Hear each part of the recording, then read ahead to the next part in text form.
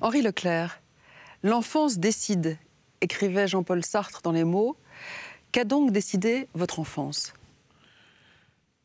Je crois que mon enfance, qui a été en partie faite pendant la guerre, m'a quand même assez ouvert sur la complexité du monde, d'abord, et les problèmes qui étaient posés. Et puis, je crois que j'ai eu la chance d'avoir des parents assez exceptionnels, dont ma mère était pieuse et religieuse, mon père était complètement agnostique, et ils s'entendaient très bien. Et c'est quelque chose qui crée, à mon avis, pour la vie, une nature tolérante. Et bon, je pense que cette éducation familiale est pour beaucoup, même dans ce que je suis devenu. Mais d'où vous vient cet instinct de défense? D'une envie. Oui. D'une envie, et ça, je crois que je l'ai eu très tôt. C'est-à-dire que lorsque je vois quelqu'un qui est accablé, j'ai envie de le défendre. C'est tout, c'est une disposition mentale. C'est une disposition mentale, mais ça vient aussi de l'horreur de l'épuration. Une forme de dégoût pour cette justice dévoyée, cette atmosphère de lynchage. J'étais très enfant quand même, oui. J'avais 11, 12, 13 ans. Mais j'avais été très frappé, j'ai été très frappé. Il y a un fait générateur. C'est mon père écoutait Radio Londres tous les soirs, il avait des contacts, etc. Il était, pour lui, Vichy, c'était abominable. Et j'ai un souvenir très frappant du jour où mon père est rentré très en colère parce que on avait condamné Laval à mort, on l'avait exécuté dans des conditions absolument abominables, on ne l'avait pas jugé, en fait, c'était un alibi, bon. Et il était très en colère alors que depuis 4 ans, j'entendais dire que Laval était un type abominable. Et ça, c'est quelque chose qui m'a donné après, quelques années après, à lire le livre qu'Alberno, l'avocat de Laval, avait écrit. Ça m'a secoué. Et après, il se trouve que dès que j'ai été avocat, il n'y a pas de hasard, en fait. J'ai été le collaborateur d'Alberno. Vous avez commencé auprès d'Alberno. Voilà. Alors, vous êtes, Henri Leclerc, l'un des derniers totems du droit pénal. Votre nom est associé à la plupart des grandes affaires criminelles de ces 40 dernières années. La liste de vos faits d'armes donne le tournis. On ne compte plus les ténors du barreau qui vous citent en exemple, ni les vocations que vous avez inspirées. Alors, à 88 ans, et du haut de vos 65 ans d'exercice, sauriez-vous dire aujourd'hui, qu'est-ce qui fait un grand avocat ? Je crois que ce qui fait un grand avocat, c'est d'abord son envie de défendre, premier point. Et deuxièmement, j'allais dire sa sincérité. C'est-à-dire cette propension qu'il a à parler. Et à parler aux gens à plaider comme on parle à quelqu'un, pour le convaincre. Quand on a quelqu'un qu'on aime bien, un proche, et qu'on a une discussion avec lui, cette propension à croire à ce qu'on dit et à convaincre. Alors justement, on a souvent entendu parler de vous en ces termes. Leclerc ne plaide pas, il parle au juge, au juré, à son adversaire, comme on parlerait à un ami, en lui confiant ses certitudes, ses doutes, ses interrogations. Qui vous a appris à murmurer à l'oreille des jurés, à parler la langue qui est la leur et non pas celle du Code de procédure pénale? D'abord, pour ça, il faut d'abord bien connaître le Code de procédure pénale. C'est-à-dire qu'il faut être très solide sur les bases juridiques, car d'abord savoir qu'on plaide aux assises, mais qu'on plaide aussi beaucoup en correctionnel ou d'autres affaires, même parfois les affaires civiles. Tout ça, c'est quelque chose que j'ai... Est-ce que c'est mon patron qui m'a appris ça? Alberno était un homme très simple, mais c'était un très bon orateur aussi. Mais enfin, d'une éloquence assez simple. Il m'a jamais rien appris, mais je l'ai vu travailler pendant des années. D'ailleurs, vous vous méfiez de l'éloquence et des grandes plaidoiries? Ah ben absolument. Je me méfie de l'éloquence. Je me méfie de l'éloquence parce que c'est la première affaire que j'ai plaidée. Et cette affaire d'un Yougoslave qui buvait des bouteilles de lait, j'étais très content de cette affaire. Je trouvais que c'était très intéressant. Cet immigré qui, dans Paris, avait faim et qui n'avait d'autre solution que de boire une gorgée de lait dans les bouteilles qui étaient à l'époque devant les magasins et qui avaient été pris sur le fait. Et j'avais fait une plaidoirie dont j'étais content, d'ailleurs dont le président m'a félicité, mais il a pris 6 mois. Et là, ce jour-là, j'ai compris qu'il ne fallait pas plaider pour la beauté des mots. Mon patron avait une formule extraordinaire, il disait « Méfiez-vous des violoncelles, leur son est beau, mais leur ventre est creux. » Et la belle plaidoirie, j'y suis sensible aussi, mais elle n'est pas forcément convaincante. Elle n'est pas forcément convaincante parce que ce qui est convaincant, c'est ce qui vient de l'intérieur. Et les mots sont donnés par la suite. Elle peut être belle, la plaidoirie sincère, mais il est nécessaire d'abord qu'elle soit sincère. Oui. Alors, vous plaidez un peu comme on respire. C'est presque une seconde nature, en tout cas votre marque de fabrique. Il semblerait aussi que, comme chez les acteurs, le placement de la voix soit aussi décisif et il faut qu'il sonne un peu comme un saxo. Absolument. Je crois que quand on veut parler, oui. Quand on veut convaincre des gens dans une audience publique, il faut que la voix soit entendue. Et je dirais que, je parlais il y a un instant de la sincérité qui est très importante, mais il y a aussi le son de la voix qui est séduisant. Il faut on entende sa voix être entendue. C'est un élément que je crois très important. Être entendu comme peuvent l'être les acteurs, qu'est-il de commun entre un acteur et un avocat ? C'est que l'acteur il dit un texte qui n'est pas le sien. Et que l'avocat dit un texte qui est le sien. Ça, c'est la première chose. Ça, c'est la différence. Mais qu'est-ce qu'il y a de commun ? Ce qu'il y a de commun, je pense que comme il y a des acteurs différents, il y a des avocats différents. Quand on entend dans Entrée des artistes Louis Jouvet donner des conseils à Bernard Blier, à ceux qui étaient ses élèves à l'époque, très bien, il leur explique imprégnez le texte et à ce moment-là, le sentiment va vous venir. En fait, il y a dans l'histoire, il y a un célèbre dialogue de Diderot qui s'appelle Le paradoxe sur le comédien, et dans lequel Diderot essaye de comparer les comédiens qui sont froids, et qui, avec leur intelligence, restituent la vérité du texte, et ceux qui imprègnent complètement le personnage qu'ils jouent. Et bon, alors, je crois que chez les avocats, c'est un peu pareil. C'est-à-dire que vous avez des avocats, moi j'ai entendu plaider de très grands avocats, un homme comme Maurice Garçon, par exemple, conservait un froid, et son émotion était un peu feinte quand elle avait lieu. C'était l'intelligence du texte. Et puis vous avez des avocats qui sont complètement imprégnés par ce qu'ils disent, et qui sont des personnages présents, vivants. Alors, ce qui le rapproche du comédien, c'est ce paradoxe, c'est ce fait qu'il y a plusieurs types d'avocats. Et vous, de quel type d'avocat ? Moi, je suis un avocat qui a besoin d'être profondément imprégné de ce qu'il dit, c'est évident. Votre confrère Pierre Haïk prétend que vous êtes beaucoup plus qu'un avocat. Est-ce que vous pensez que vous vous définiriez, par exemple, comme un militant ? Je suis un militant. Oui. Je suis un militant. Donc peut-être que c'est-à-dire que alors, il faut bien voir que je suis un militant en même temps. C'est-à-dire que je n'ai jamais été seulement avocat. J'ai été avocat et militant. Donc bien plus qu'avocat. J'ai été plus qu'avocat. Je me suis engagé politiquement, d'abord politiquement directement dans la politique aux côtés de Michel Rocard dans un parti qui s'appelait le PSU il y a très longtemps. J'étais très proche de lui. Puis j'ai quitté complètement la politique, du moins la politique politicienne, pour m'engager à la Ligue des droits de l'homme, dont j'ai été président, et pour défendre les droits de l'homme en France et dans le monde, bien sûr. Vous êtes l'un des rares, sinon le seul ténor à avoir fixé les honoraires de vos consultations sur le prix d'une consultation médicale. Ça, oui. C'est extraordinaire. C'est une période de ma vie. Oui. C'est lorsque nous avons fait une expérience avec cette coopérative d'avocats. Celui d'un cabinet social, en quelque sorte, qui était à la fois une coopérative, en quelque sorte, où tous les avocats étaient à égalité et partageaient les revenus, et nous avions simplement fait une boutique sur la route. Et pour qu'il n'y ait pas de dérive, pour que ça ne soit pas mal compris, nous étions sur la rue, ouverts, etc. Et le principe qu'on avait fixé, c'est qu'on ferait quand même payer les gens qui viendraient prendre une consultation, et nous avions envisagé le prix de la consultation médicale.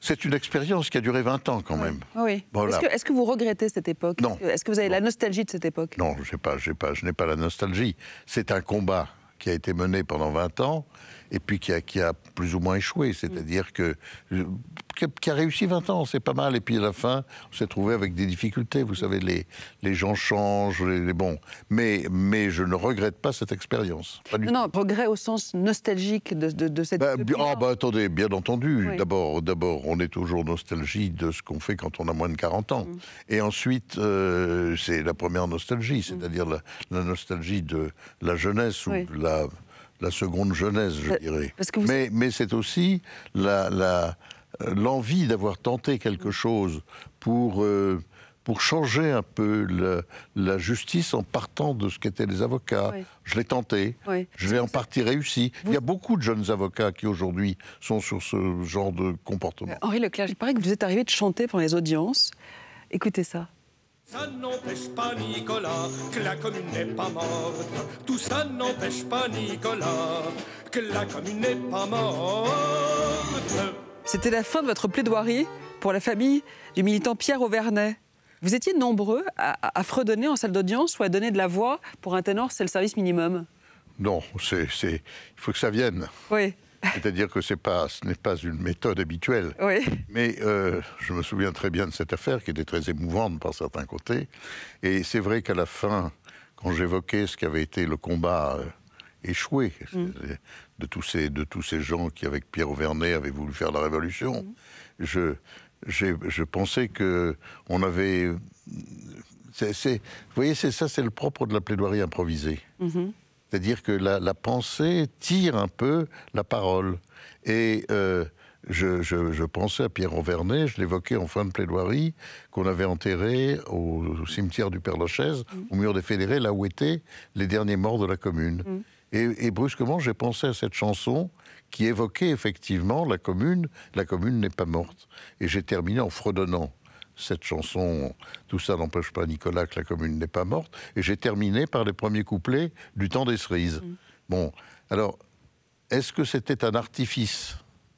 J'en sais rien, mais c'est quelque chose que j'avais envie de faire. Je parlais aux jurés, je voyais leurs regards, ils étaient émus, et j'ai voulu, en quelque sorte, restituer ce qu'avait été un homme comme Auvernais, qui était un militant révolutionnaire.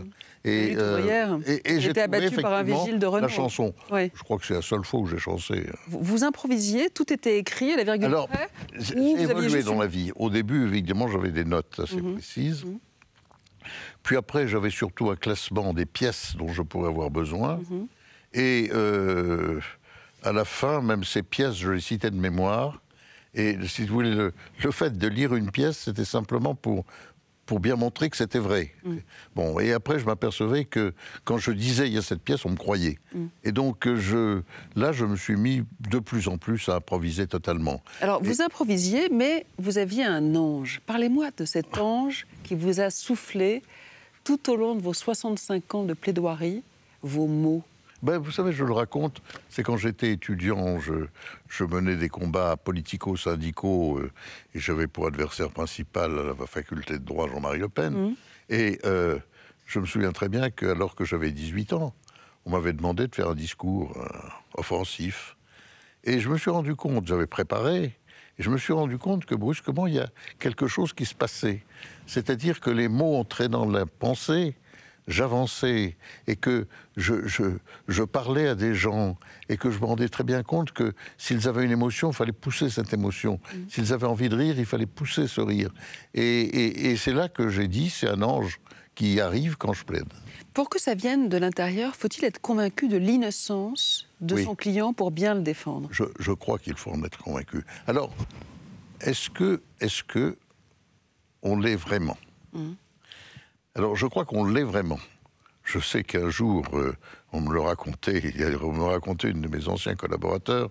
Il paraît que je suis rentré à mon cabinet furieux parce qu'un client qui était poursuivi pour des meurtres avait été condamné à 10 ans et que je trouvais que c'était scandaleux, qu'il était innocent, etc. Alors, mes associés m'ont dit, écoute, on connaît le dossier quand même, comment tu as pu croire vraiment que ce type était innocent? Et j'ai dit, si, il y a un moment où je l'ai cru, c'est quand j'ai plaidé. Oui. C'est-à-dire qu'il y a quelque chose qui incarne, et à ce moment-là, les choses s'organisent. Vous savez, le roi Gouan disait que il parlait de cette faculté déconcertante qu'ont les faits de s'aligner dans le bon ordre, pourvu qu'on les éclaire d'un seul côté à la fois.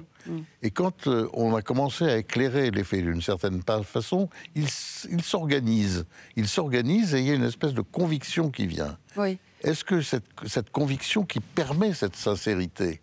Car quand on ne croit pas à l'innocence, quand on n'y croit vraiment pas, il faut le dire. il faut trouver le moyen pour plaider autrement, il faut convaincre son client, il faut se retirer au besoin. Au fond, le Graal pour un avocat, c'est de réussir à faire exister l'accusé en dehors de ce qu'il a fait. C'est-à-dire que... C'est de le tirer vers le haut. C'est-à-dire que... Ah, bien entendu. Il faut tirer vers le haut la personne qu'on défend, ça, c'est absolument indispensable. Et là, il faut effectivement le cœur même de la défense, c'est, je dis parmi le mot d'ordre de la République, c'est le mot fraternité. Il est évident qu'on défend quelqu'un, il faut faire apparaître comme un être humain comme les autres. Et là, véritablement, c'est rare que je me sois trouvé en difficulté totale. Mais y a-t-il des défenses impossibles? Parce que vous dites que le mal absolu n'existe pas, vous ne l'avez jamais rencontré au cours de votre carrière? Écoutez, je n'en sais rien. Hein. Oui.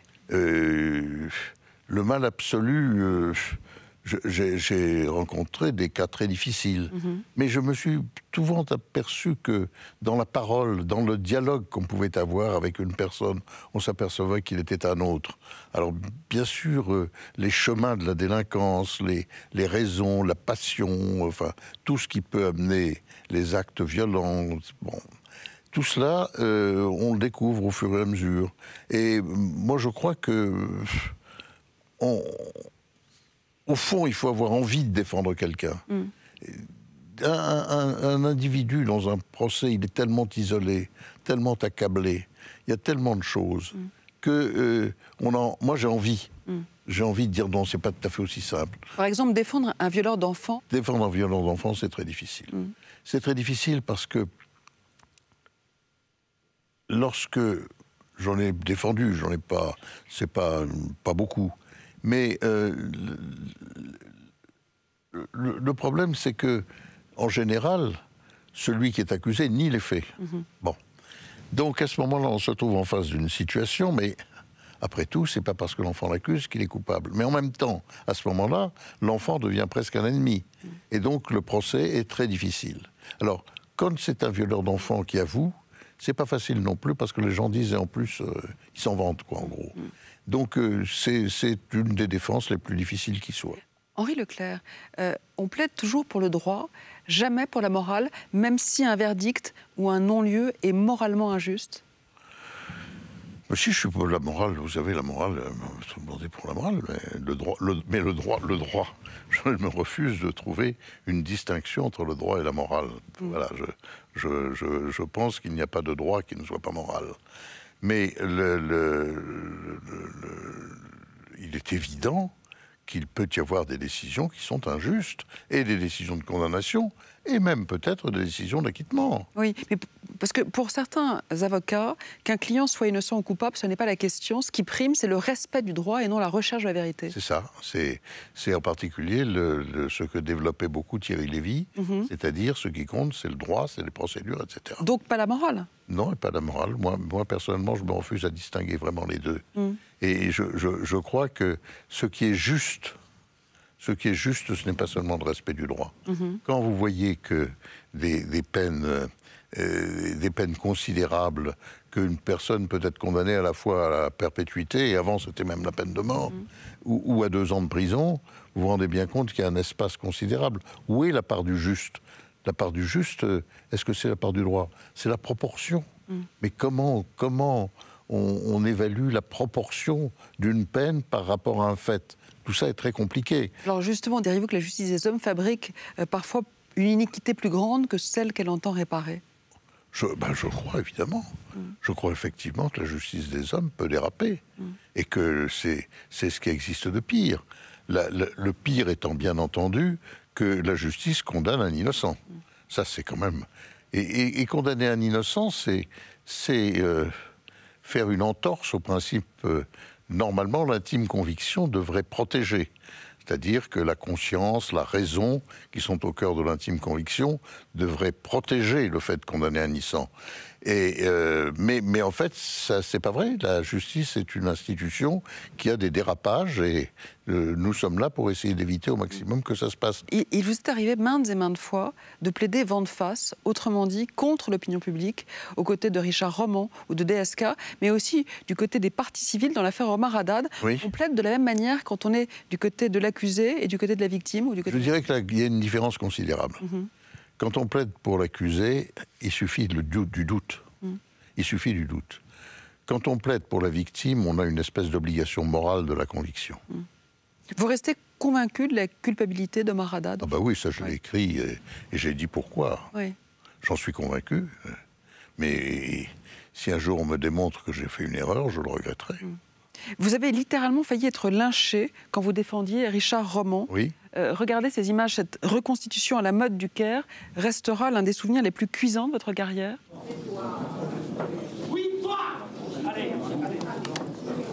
Désespoir attisé par la vue de ce mannequin censé représenter leur enfant. Les deux inculpés étant absents, la famille va violemment s'acharner maintenant sur l'autre avocat de la défense. On n'avait jamais vu ça. Là-bas, bloquez. Embarquez-le, tout de suite. C'est un souvenir fort. C'est un souvenir fort, mais bon, c'est pas... J'ai pas été lynché à mort. Hein. J'ai pris quelques coups, j'ai saigné, mais enfin c'est tout. Mais c'est vrai que c'est un souvenir fort parce que c'est un souvenir qui pose véritablement le problème de la responsabilité et de la défense.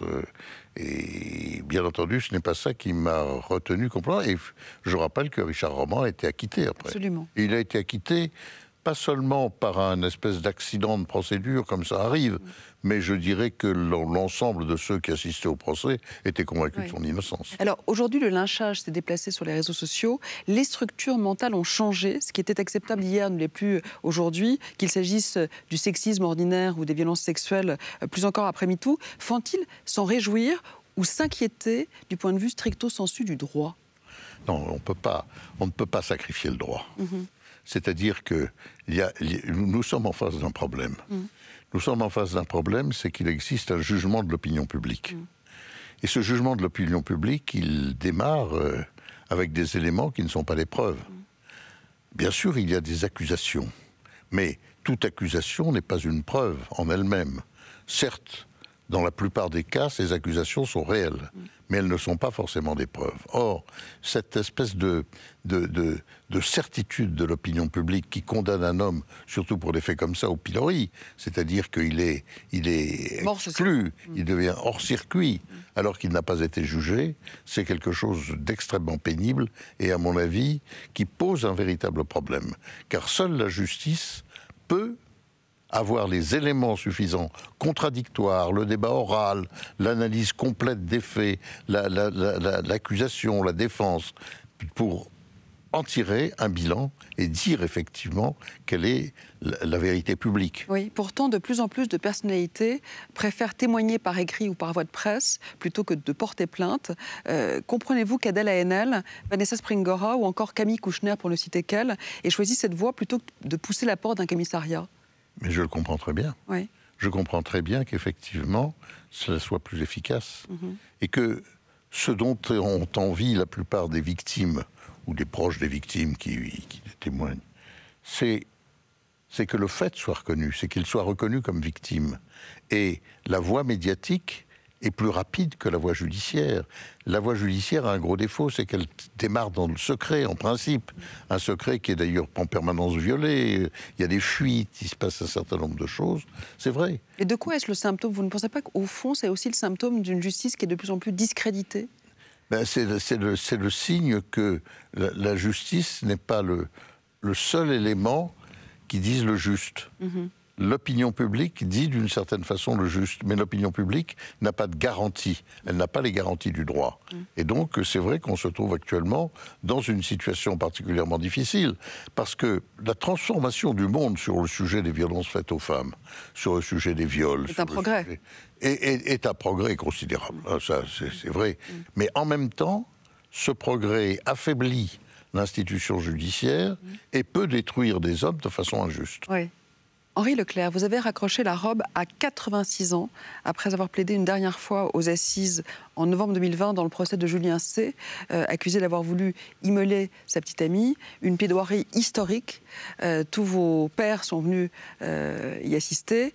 Un procès qui s'est soldé néanmoins par une condamnation à 20 ans de réclusion criminelle. Ce verdict vous a blessé, vous le trouvez injuste?